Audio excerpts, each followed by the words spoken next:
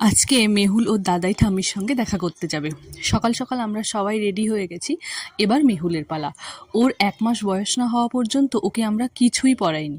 আজকে প্রথম পরাচ্ছি বালা আর নজরকাঠি দেয়া হার। এগুলো ওর দাদু ওকে দিয়ে গেছিল ওর মুখ দেখে।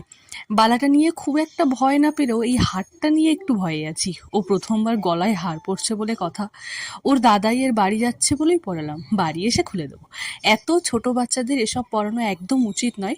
যাই হোক, বাবা মা হয়ে যাওয়ার পর আর কিছু হোক না হোক একটা করে বড় ব্যাগের বোঝা ঠিক বইতে হবে। আর ওদিকে ও তো ওর বাবার কোলে দিব্যি ছিল। এটা ছিল মেহুলের দ্বিতীয়বার অটো করে কোথাও যাওয়া। মাঝে মাঝে মনে হয়, ইস, ওদের মতো যদি আমাদের ছোটবেলাও ক্যাপচার করা যেত। যাই হোক, গল্প করতে করতে চলেও এলাম। ওকে নিয়ে যাওয়ার সঙ্গে সঙ্গে ওর জেঠু শাক বাজিয়ে ওকে একরকম ওয়েলকাম করলো, আর গিয়েই ঠাম্মির কোলটা দখল করে নিল। এবার আমরা একটু গল্প করি, খাওয়া দাওয়া করি।